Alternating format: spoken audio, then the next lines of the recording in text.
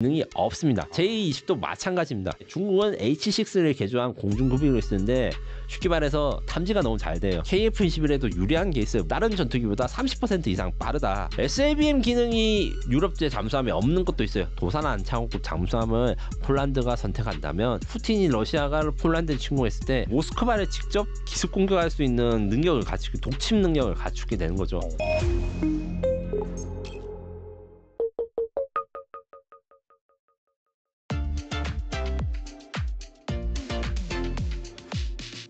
그리고 최근 외신 보도에 따르면은 중국의 5세대 전투기인 J-20이 이 대한해협 봉수로를 비행했지만은 한국과 일본이 이를 제대로 포착하지 못한 것으로 알려져서 논란이 일었습니다. 이로 인해서 한국의 대스텔스 탐지 기술 개발 필요성이 다시금 부각이 되고 있는데 이 상황을 어떻게 보고 계신가요?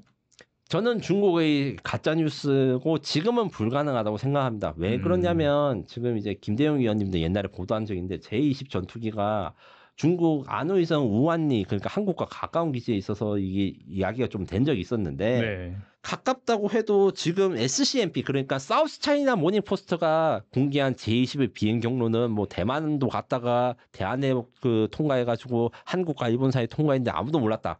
요거를 선으로 꼽으면 5,000km 이상이 됩니다. 이 5,000km 이상을 J-20이 비행할 수 있다고 알려져는 있어요. 아, 그 대신에 그렇게 비행하려면 외부 연료 탱크 4개를 장착해야 됩니다. 스텔스는 매끈해야 됩니다. 돌출된 부분이 최대한 적어야 됩니다. 외부 연료 탱크를 달면 F-21이든 F-35든 스텔스 기능이 없습니다. J-20도 마찬가지입니다. 그러면 외부 연료 탱크가 없는 상태에서 5,000km 비행을 할 수 없느냐? 할 수 있습니다. 제가 아까 전에 일부에서 KF-21에 대해서 이야기했어요. 공중급유 이야기를 했는데 J-20도 공중급유를 하면 5,000km를 비행할 수 있어요. 그런데 공중급유 같은 경우에 중국은 H6를 개조한 공중급유를 쓰는데 쉽게 말해서 탐지가 너무 잘 돼요. 우리나라 조기 경보기로 400km 밖에서 탐지가 되는 엄청 큰 비행기입니다.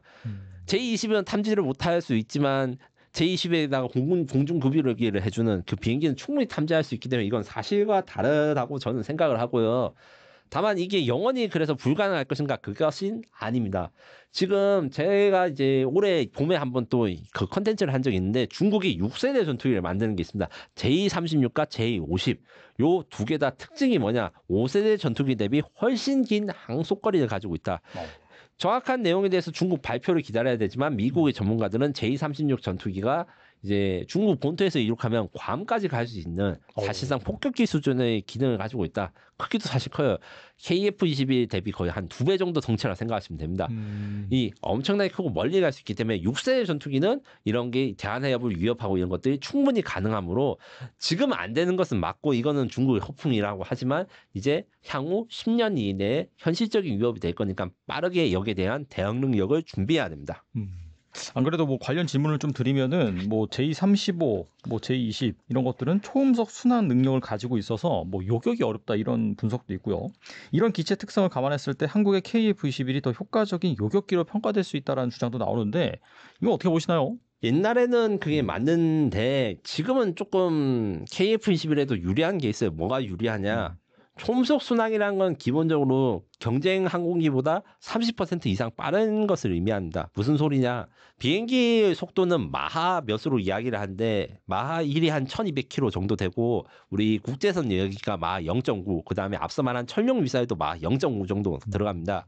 그래서 일반적으로 전투기는 마하 0.9로 비행한다 생각하면 되는데 이 초음속 순항은 마하 1.2에서 마하 1.5 정도로 비행을 하는 것이라 그 다른 전투기보다 30% 이상 빠르다. 순항 속도가. 다른 비행기는 마하 1.8을 낼 수 있지만 몇 분밖에 내지 못하고 실제로는 거의 내지 않습니다. 왜냐하면 연료 소모율이 너무 높아가지고 그래서 적진에 빨리 도착하고 빨리 탈출할 수 있습니다. 그래서 적진을 침투할 때 이 초음속 순항 능력이 좋아서 F-22가 F-35보다 좋은 이유가 이 초음속 순항이 가능하다. 이런 이야기를 많이 했는데 단점이 있습니다. 속도가 빨라지면 뭐냐? 열도 많아진다.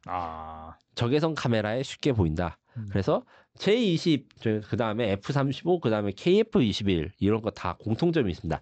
IRST라고 하는 적외선 추적 장비가 달려 있는데 이게 약간 코에 점 있는 것처럼 그 캐노피 앞에 이 카메라가 달려 있어요. 이게 적외선을 탐지하는 건데 요게 잘 탐지될 수 있어서 GCIP라고 하는 영국과 일본, 이탈리아의 차세대 전투기 같은 경우에는 초음속 순항을 하지 않을 거라 생각하고 이야기를 하고 있어요. 왜냐하면 이 적외선을 너무 잘 탐지되니까. 그래서 초음속 순항 같은 경우에는 장점도 있지만 단점이 있기 때문에 특히 KF-21을 IRST로 탐지되기 때문에 J20이나 J35도 초음속 순항을 쓸까? 저는 잘 안 쓸 것이라고 봅니다. 확실히 좀 얻는 게 있으면 잃는 게 있고 그렇게 하네요. 그리고 한국은 현재 VHF 레이더, 고이득 L밴드 레이더, 그리고 2세대 PCL 기술을 함께 개발하고 있는 것으로 알려져 있는데 세 가지 탐지 체계를 동시에 추진하게 된 배경은 무엇이고 각각의 뭐 장점이 있을까요? 네, 요거는 사실 너무 전문적인 이야기라서 제가 어떻게 쉽게 설명할지 좀 고민과 준비를 많이 했는데 최대한 쉽게 이야기를 하면 스텔스는 레이더에 잘 잡히지 않는 기술입니다. 잘 잡히지 않는다는 건 무슨 뜻이냐? 생수 물병으로 치면 생수 물병이 어떤 때는 레이더에 잘 반사되고 어떤 각도에는 레이더에 잘 반사되지 않아요. 모든 물체가 다 그렇습니다. 오직 그러니까 공으로 된 것만이 어떤 면에서든 전 그 레이더나 전파를 발사할 때 반사파가 동일해요. 공이니까. 그래가지고 스텔스는 결국 모서리가 한쪽으로 정렬되는데 한쪽으로 이쪽 레이더를 이쪽 방향으로 가면 탐지가 되고 이쪽 방향으로 가면 탐지가 안 되고 뭐 이런 식이 있습니다. 그러면 어떻게 그 스텔스기는 레이더를 피하는가? 자기의 위치 그다음에 레이더 위치를 파악해가지고 레이더에 잘 안 잡히는 각도로 삐뚤빼뚤하게 비행을 해가지고 이제 숨는 거예요. 이렇기 때문에 여러 가지 그 스텔스 기능을 파괴할 수 있는 방법들에 대해서 고민하는데 일단은 전파 흡수가 불가능한 주파수를 쓰는 방법이 있습니다. 이게 앞서 말한 뭐 L밴드 레이더라든가 VHF 레이더인데 무슨 말이냐?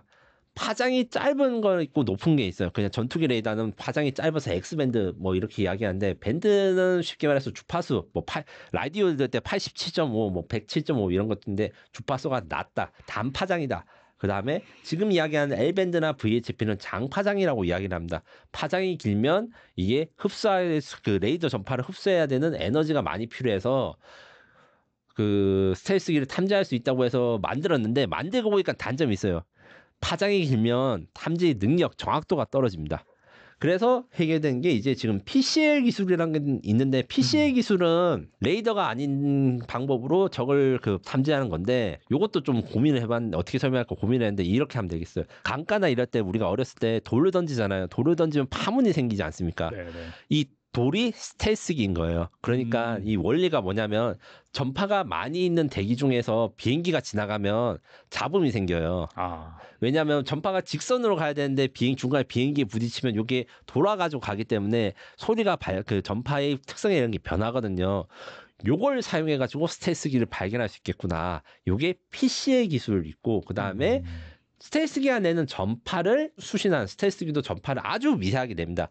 그래서 엄청나게 미세한 전파를 수신할 수 있으면 스텔스기도 탐지할 수 있겠다. 요런 게 있는데 요것도 세계에서 제일 잘 만드는 나라가 있습니다. 미국입니다. 스텔스기를 만들어 봤으니까 탐지하는 기술도 제일 좋죠. 그렇겠네요, 진짜. 요 같은 경우에도 좀 연구를 해가지고 하는데 문제는 이것들이 다 미국들이 사용하지 않고 있고 미국이 연구 중인 걸로 제가 추정되고 있는 거는 그 바이스태틱 레이더라고 했는데 요것도 이제 영어로 많이 그 문자를 많이 했으니까 어려운 건데 어려운 게 아닙니다. 레이더는 왔다 갔다 합니다. 레이더 전파를 쏘고 부딪히는 걸 반사파를 수신해가지고 여기 저기 있구나 알아차리는 건데 수신기랑 송신기가 따로 있는 게 있습니다. 이렇게 되면 아까 전에 레이더는 어떻게 보면 스텔스기는 어떤 각도에서는 레이더에 잡히고 어떤 각도에서는 레이더에 잘 안 잡힌다 이렇게 있는데 수신기와 송신기가 따로 있으면 이렇게 대응이 어려워가지고 요것들에 대한 연구가 많이 미국에서는 이루어지고 있습니다. 그러면 스텔스기가 이제 곧 무용지물이네요? 아닙니다. 이런 장비들의 경우에는 가장 큰 단점이 있는데 지금 연구되고 있는 것들 중 대부분은 자기 위치를 노출해요. 그래서 스텔스기를 탐지하는 레이더가 만들어져도 스텔스기는 그걸 피할 수 있어요. 그 근처로 안 가면 되거든요. 예. 그래서 핵심은 스텔스기에 잡히지 않는데 자기는 스텔스를 볼 수 있는 요기 기술이 정말 어려운 기술이라서 당분간 이 스텔스기는 중요해질 것이고, 다만 우리도 이런 연구들을 여러 가지 하는데 요거 외에도 양자 기술, 광자 기술을 활용한 레이더들이 있습니다. 양자 컴퓨터 요새 핫하잖아요. 엄청 핫하죠. 네. 양자 컴퓨터랑 원리는 다른데 양자 검출기라든가 이런 양자 역할 원리를 이용한 레이더를 양자 레이더라고 해요. 사실 정확한 원리는 저도 잘 몰라요. 너무 어렵더라고요. 요거는 이제 저도 설명하는 걸 포기했지만 네. 이런 양자 기술과 광자 기술을 사용한 것도 국방과학연구소에서 스텔스기 탐지를 위한 기술로 연구되고 있다고 합니다. 야, 이런 것들이 정말 구현이 된다면은 이 방산업계 어떻게 본다면 구체적으로 말씀드리면 이 스텔스기 산업에 뭔가 엄청난 파장을 일으킬 수도 있겠네요, 진짜. 네, 와. 그렇습니다. 근데 저는 어떻게 생각하냐면 결국에는 스텔스기 탐지하는 건 어떻게든 만들 수 있지만 내가 탐지하고 있는 거를 안 들켜야지 스텔스기가 도망을 못 가고 탐지되고 격추되거든요. 모기를 잡을 때 서로 볼 수 있다. 예, 모기채 드는 걸 모기가 알면 도망가서 우리가 못 잡습니다. 그거랑 똑같은 원리예요. 정말 이 창과의 방패 계속해서 어떻게 발전되는지 살펴볼 필요가 있을 것 같고요. 또 최근 우리 정부가 8조 규모의 폴란드 잠수함 현대화 사업을 수주하기 위해 대통령 특사단을 보낸 것으로 알려졌습니다. 최근 방위비 증액을 내세우는 EU 국가들의 유럽산 무기 구매 우선 계획으로 한국이 발목을 잡히자 특사단을 꾸렸다라고 하는 후문인데, 폴란드가 유럽 국가들과의 압박을 뚫고 우리와 계약을 체결할 수 있을까요? 일단 어려운 점부터 먼저 말씀드리겠습니다. 사실 어려운 점이 적잖이 있습니다. 기본적으로 프랑스, 독일 눈치를 폴란드가 볼 수밖에 없고, 프랑스 마크롱 대통령은 대놓고 EU 회의에서 미국산이나 한국산 무기 사지 말고 유럽산 무기 사라고 막 이렇게 연설도 해요. 프랑스 입장에서 속이 탑니다. 자신들의 방위 사업들은 그래도 독일보다는 나은데 자꾸 이제 프랑스산 무기를 유럽 애들이 안 산단 말이지. 여기에 대해서 걱정을 실제로 해요. 다만 프랑스가 요구를 해서 무조건 유럽 국가들이 사는 건 아니지만 실제로 성사된 사례들이 있습니다. 네덜란드 차기 잠수함 사업에서 프랑스가 이 승리를 해가지고 곧 이제 프랑스가 네덜란드에 잠수함을 공급하게 되는데, 네덜란드도 폴란드처럼 환경이 비슷하거든요. 유럽 북쪽에 위치해가지고 연안에서 작전하고, 요것 때문에 좀 어려운 점이 있는 건 사실입니다. 왜냐하면 유럽 다른 나토 동맹국에서 이제 이 프랑스 잠수함을 샀으니까 독일이나 이제 프랑스 잠수함을 선택해야 되는 어려움이 좀 있거든요. 이게 유럽 표준이 아닌가 이렇게 하면서 대신에 우리가 포기를 한 게 너무 이릅니다.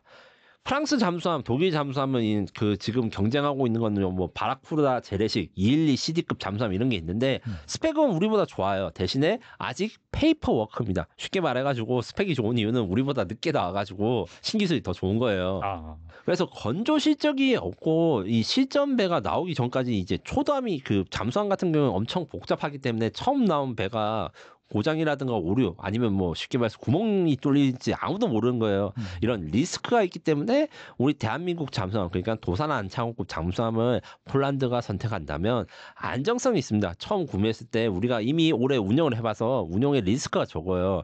거기다가 우리가 납기도 빠르죠. 6년 내 공급이 가능합니다.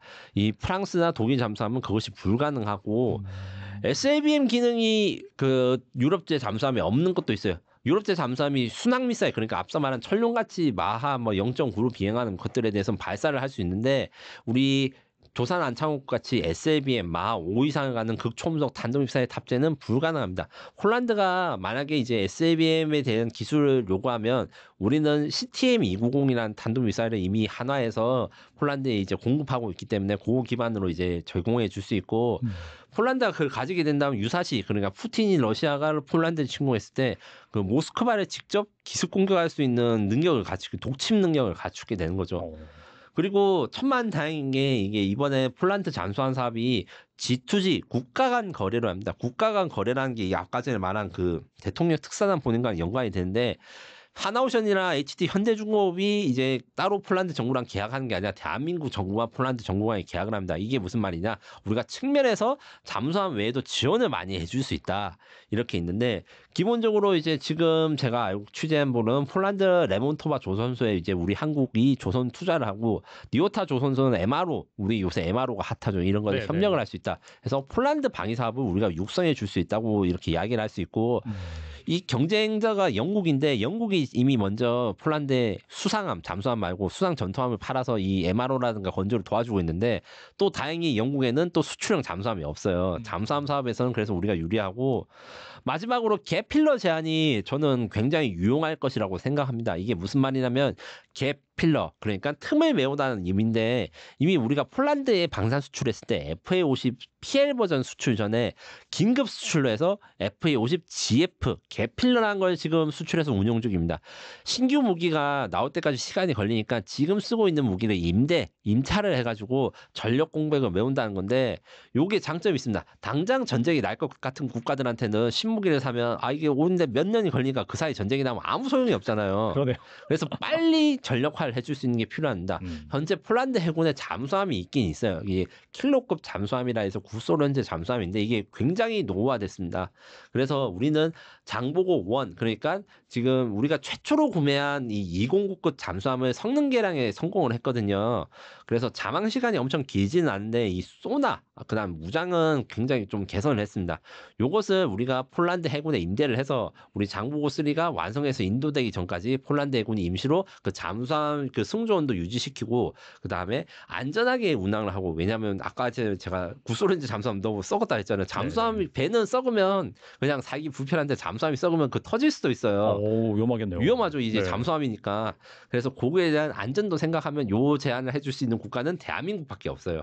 그래서 저는 상당히 폴란드에 대해서 좀 기대를 걸어볼 만하다. 물론 이제 작년에 좀 힘들었고 캐나다랑 사우디 잠수함도 독일과 프랑스의 공격이 장난이 아닙니다. 얘들이 실용화가 안 돼 있으니까 약속들을 더 많이 공수표를 내비치는 경향이 있어요. 우리는 직접 운영이 되고 지금 바다를 떠다니고 있으니까 네. 그만큼 이 실전 운용을 하고 있다는 게 해외 수출, 방산 수출 시장에선 강력한 힘이 되는데 요게 대해서 영국과 프랑스를 이길 수 있는가? 요게 대해서는 지금 정부간 거래이기 때문에 이 국가의 노력과 그다음에 협력의 의지가 좀 굉장히 중요하다 생각하고 그러면 너는 폴란드 잠수함에서 한국이 무조건 이길 거야? 너 돈을 걸 수 있어? 돈을 뭐 전 재산은 걸 수는 없지만 진짜 솔직하게 말씀드리면 저는 굉장히 노력을 하면 될 수 있다. 그래서 응원을 할 수 있다. 이 정도로 말씀드릴 수 있는 상황입니다. 폴란드가 우리나라에 대해서 좋은 감정을 가지고 있어가지고 이번에 뭐 국군의 날 행사에서도 뭐 언급이 되기도 하고 좀 뭐 그렇게 비관적이라고 볼 수는 없겠네요. 다만 이제 폴란드도 이제 어떤 게 있냐면 아직까지는 독일이나 프랑스 같은 유럽산 무기 선호 경향이 있어요. 폴란드 대통령 그러니까 총리님인가 연설하신 거 저도 지금 기억이 정확하게 안 나는데 K2 전차 사겠다고 연설한 게 딴 이유가 있습니다. 그 왜 그러냐면 계속 더 좋은 독일제 전차 사면 안 되냐 이렇게 말하는 사람이 폴란드에 있어요. 아 그래서. 예. 왜냐하면 근데 운영해 보니까 K2 전차 훌륭한 거는 현장에서는 다 알지만 그렇죠. 이 정말 솔직히 말하면 이런 방송을 하는 게 폴란드에도 밀리터리 방송이 있고 저같이 말씀하시는 분들이 있는데 그분들은 항상 최고의 스펙 가장 세계에서 그렇죠. 좋은 거를 이제 폴란드가 샀으면 좋겠다 이렇게 말씀하신 것 때문에 옛날에 지금 진짜 많이 줄어드는데 2022년에 처음에 한국산 전차 수입한 데서 폴란드 밀리터리 매니아들이 굉장히 반응이 안 좋았어요.